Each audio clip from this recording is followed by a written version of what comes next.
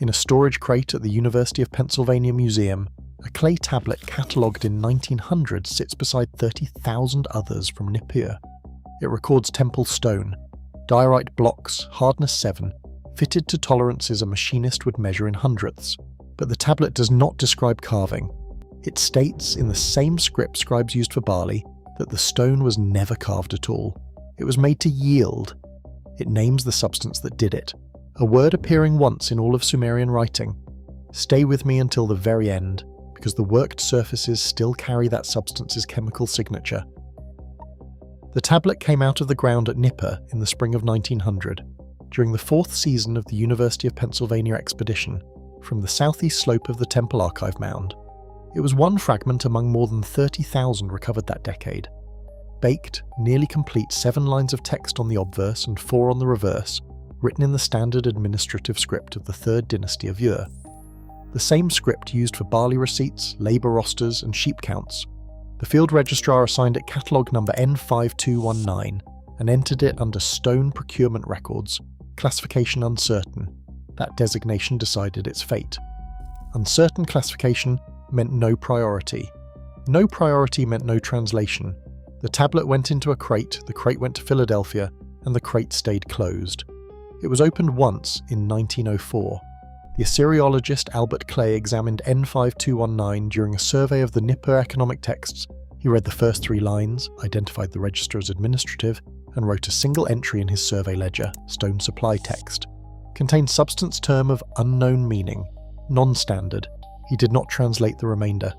He moved on to tablets with commercial value, published 4 volumes on temple accounts, and died in 1925. The ledger entry sat in the museum archive for over a century. 1 examination, 1 comment, 1 crate. But here's what makes this stranger. In 2017, a graduate assistant digitizing the Nippur Economic Collection photographed N5219 in a routine imaging batch of 240 tablets. The photographs were uploaded to an internal database restricted to cataloguing staff. Within 3 weeks, 1 image appeared on an independent forum where translators and materials engineers discussed ancient construction. The thread ran for 6 days, 71 posts, then it was removed. The assistant's database credentials were revoked, and the imaging batch containing N5219 was withdrawn from the digitization queue, citing conservation review. No conservation work was ever logged. The photograph had already been copied, and what it showed was not a hymn, not a myth, not a king's boast about his monuments. It was a supply document. That is the detail that governs everything that follows.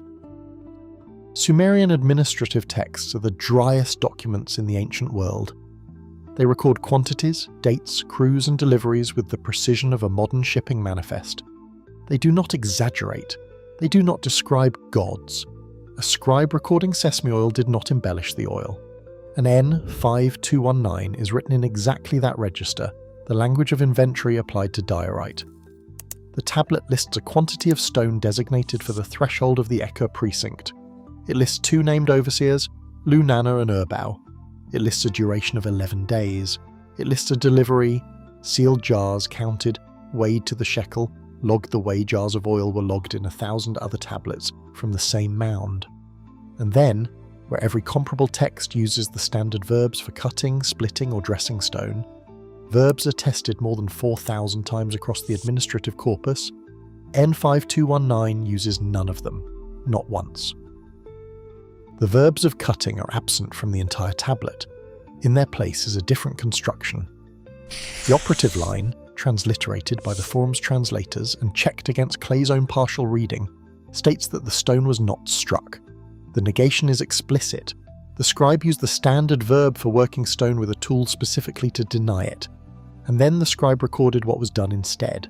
The line reads, approximately, that the stone was made to yield, and that it was made to yield by means of the term that has no translation. One word, a noun, carrying the determinative Sumerian scribes attached to substances, not to instruments, not to rituals, not to deities. The same marker that precedes words for oil, resin, pitch, and dye.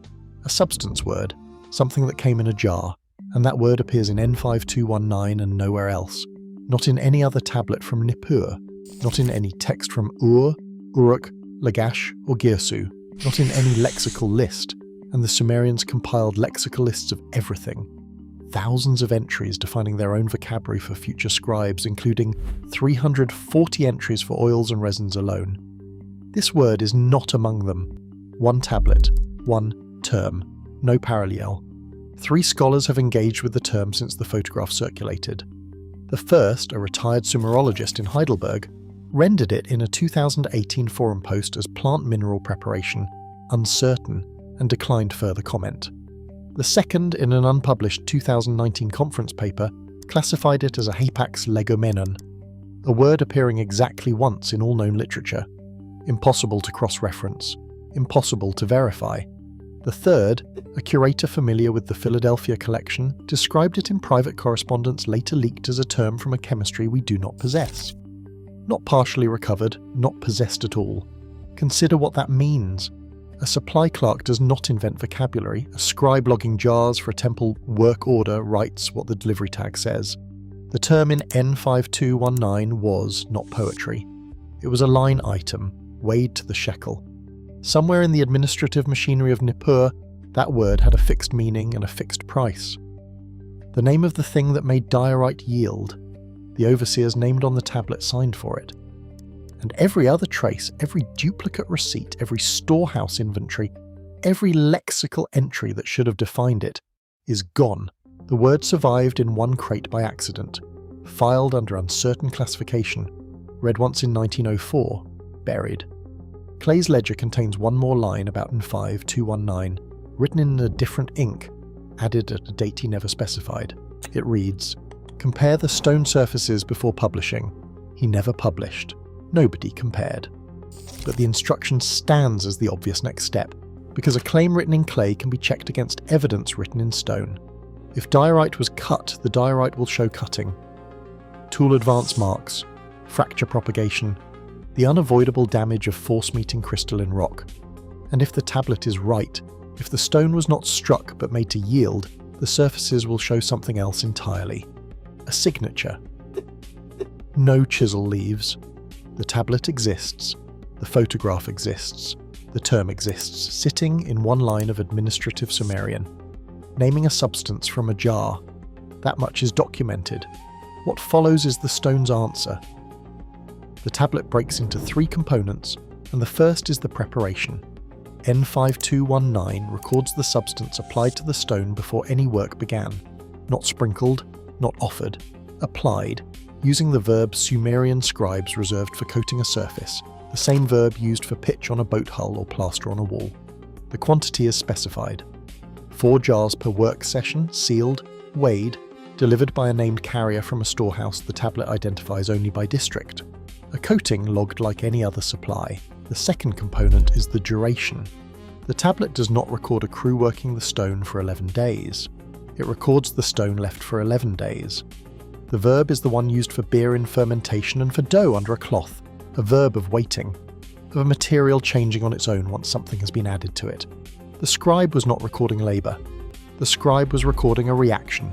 The third component is the result, and this is where the vocabulary turns strange.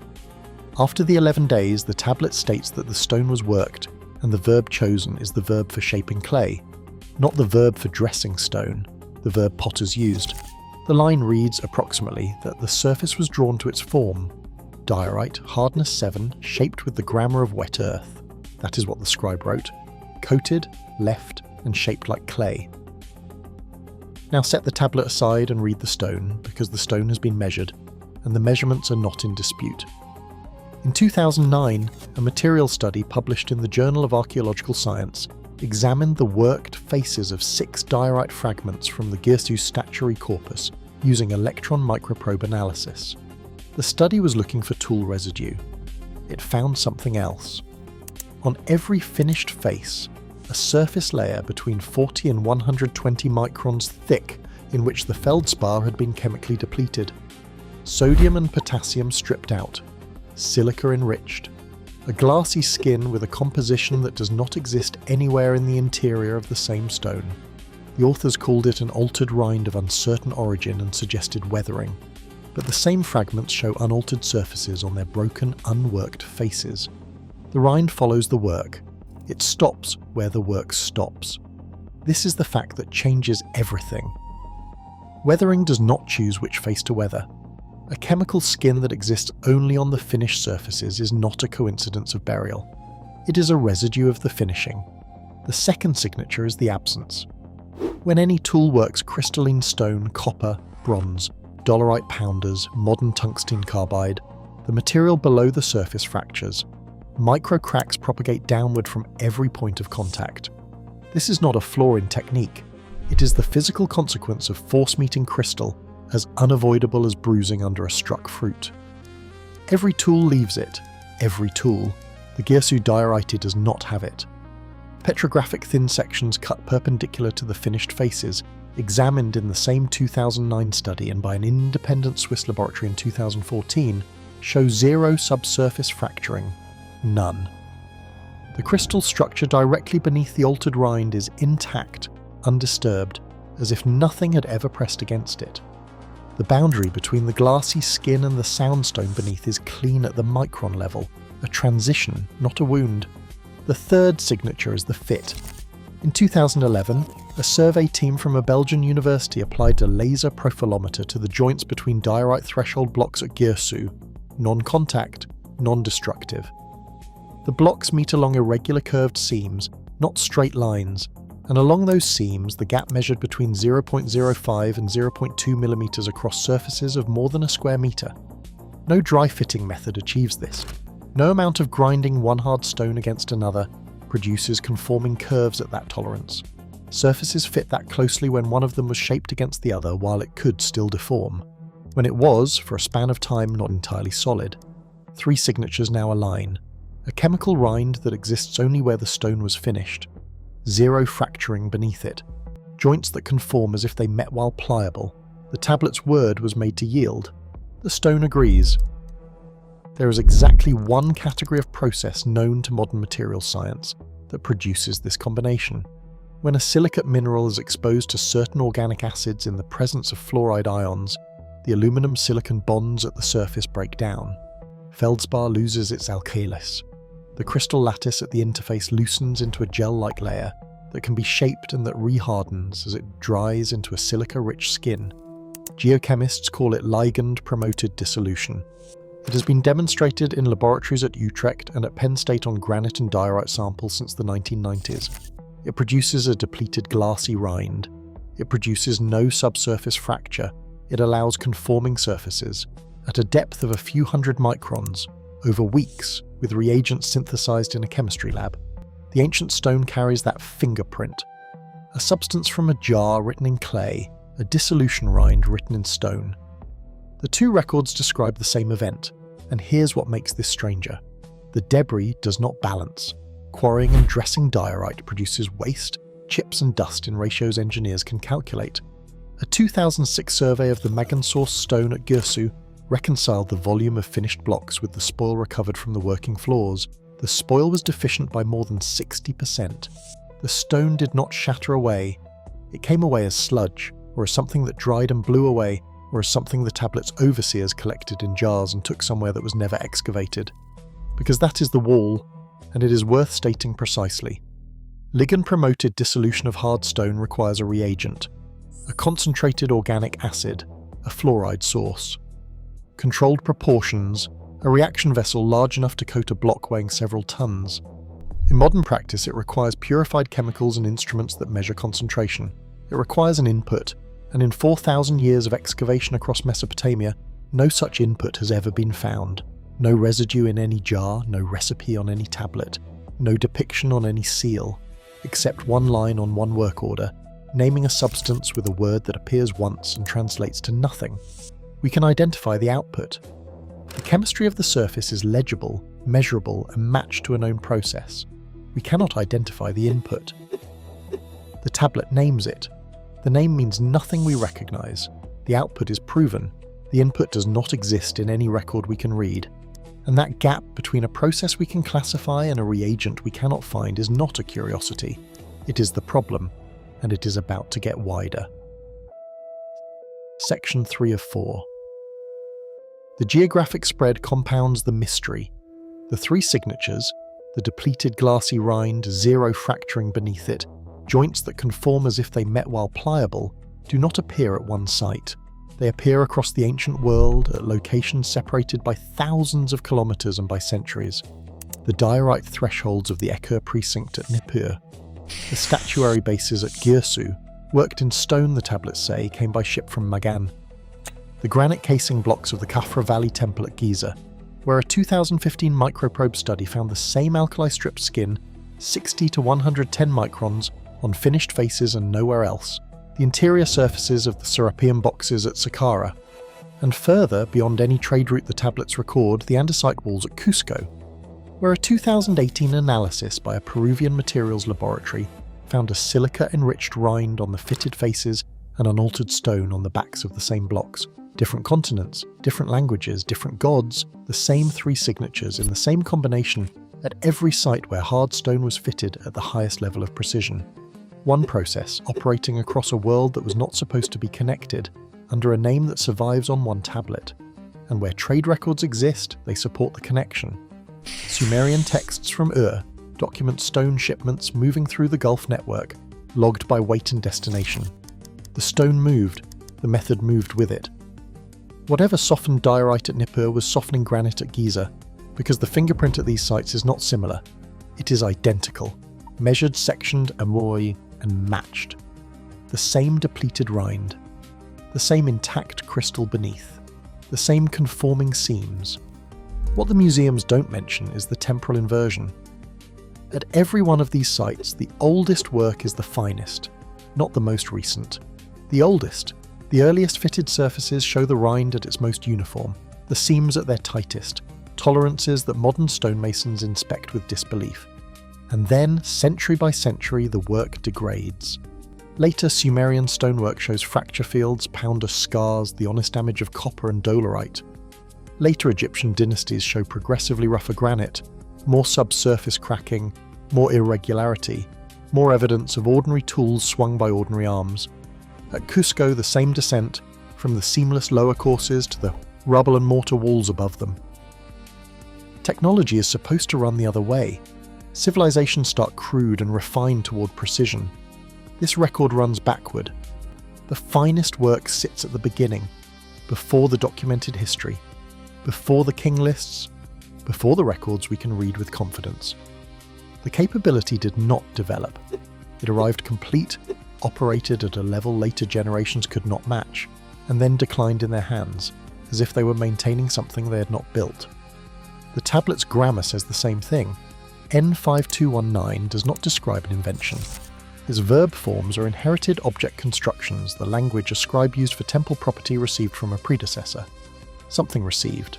Something passed down, something that came from a source the tablet does not name, because the scribe had no word for where it came from, only the one word for what it was. Now here's where it gets active, because there is a place where the process stopped mid-reaction, and you can still put your hand on it. In the Girsu storerooms excavated in 1931 and re-examined in 2012, a diorite block measuring 1.4 metres was found with two distinct faces. One face carries the full signature. Depleted rind, no fracture, a surface drawn smooth as poured wax. The other face is raw quarry stone, untouched, crystalline, rough, and between them runs a boundary as sharp as a tide line, not a gradient, not a fading, a line. The coating was applied to one side and never to the other. The block was left. Nobody came back to finish it. The 2012 analysis dated the rind formation and found it consistent with a single application. One coat, one reaction, then nothing. The unfinished face shows no tool marks either. Nobody tried to finish it the hard way. Nobody tried at all. And the stoppage was not local. This is the fact that removes every comfortable explanation. The rind signature ends everywhere within the same narrow horizon. In Mesopotamia, in Egypt, at every site that carries it, the fingerprint vanishes from the archaeological record within a span of roughly 2 centuries, and everything after it is chisels. If a technique is lost in one place, it persists in another. If one workshop's recipe dies with its master, a rival workshop keeps its own. That is how knowledge dies, unevenly, in patches. This did not die unevenly. It ended uniformly across thousands of kilometers, across separate kingdoms, as if a single supply had been withdrawn from all of them at once, not superseded, not forgotten, cut off. A recipe does not run out everywhere simultaneously. A supply is discontinued. The administrative silence completes the pattern. These were record-keeping civilizations, obsessively. The Diary of Mera, found at Wadi al-Jarf in 2013, logs limestone deliveries to Giza like a modern shipping manifest. Quantities, routes, day counts. Sumerian archives log barley to the individual quart and labourers to the individual name. Everything was written down. And yet the hard stone work, the most extraordinary output of both civilizations, generated almost no paper. No jar inventories for the substance, no recipes, no rosters for the crews that applied it. At Nippur, out of more than 30,000 tablets, exactly one, N5219, touches the process, and it does so in a vocabulary that exists nowhere else. The most precisely worked stone in the ancient world moved through these societies without passing through their bureaucracy, as if the operation ran outside the administrative system entirely, as if the two overseers named on the tablet reported to a chain of command that kept no other records, or kept them somewhere never found. As if whoever supplied the jars was in the civilization but not of it. Follow the sequence the evidence draws.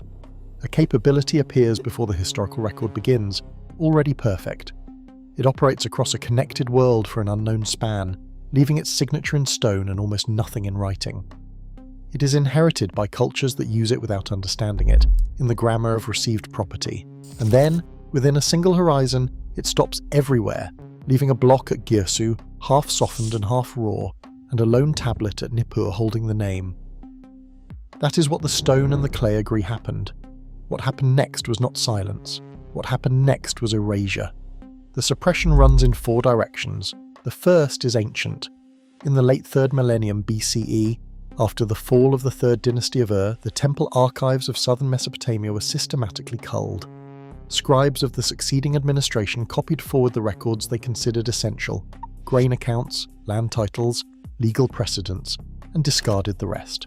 But the culling was not neutral. The lexical lists recopied in this period, the master vocabularies scribes maintained for 2,000 years, show deletions. Categories of technical terms present in earlier list traditions are absent from the later copies. The section covering preparations for stone, attested by its heading in a fragmentary the 3rd list, does not survive in any later version.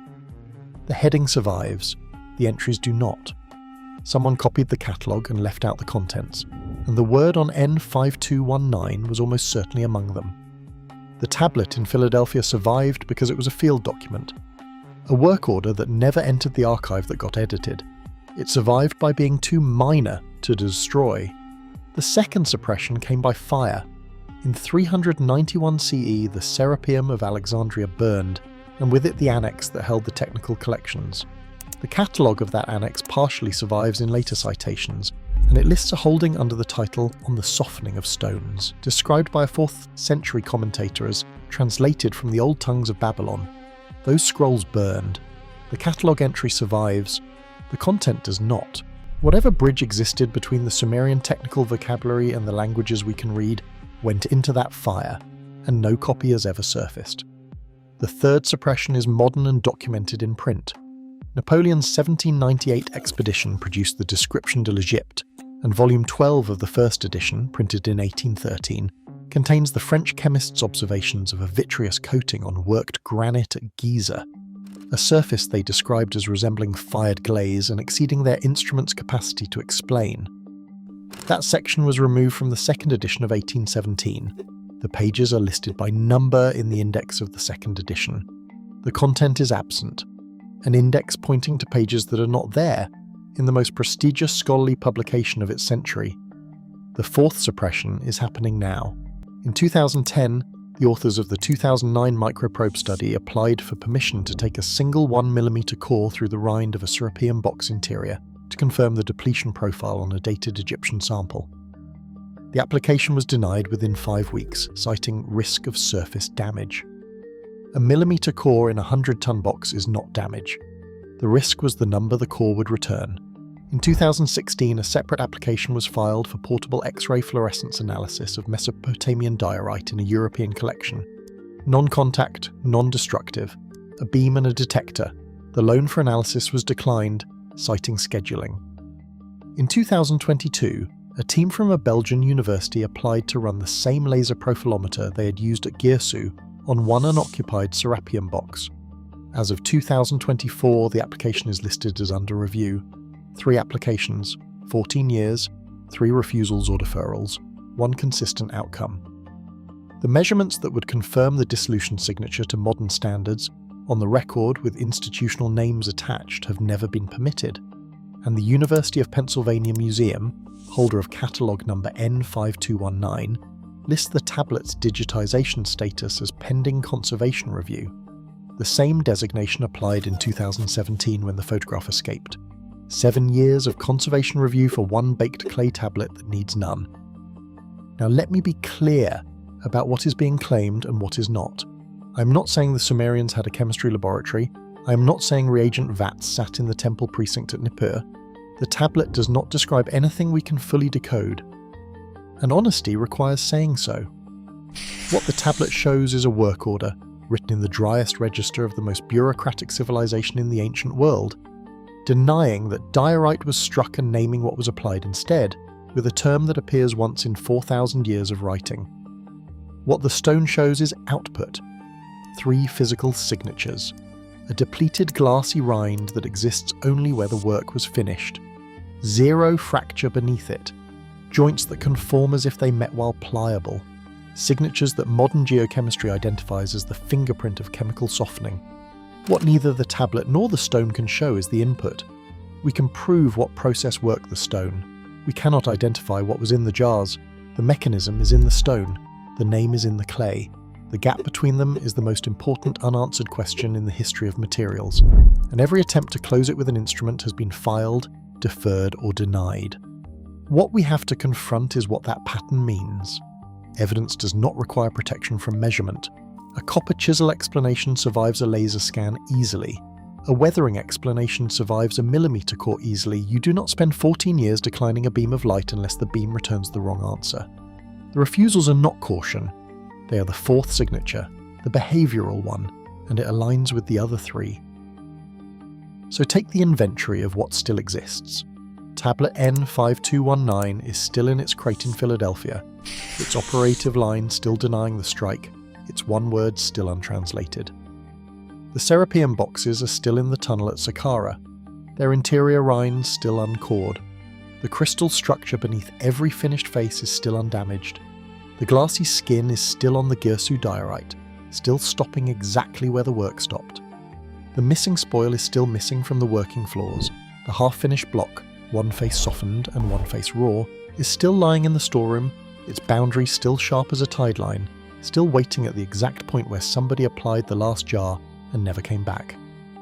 The pages are still absent from the 2nd edition.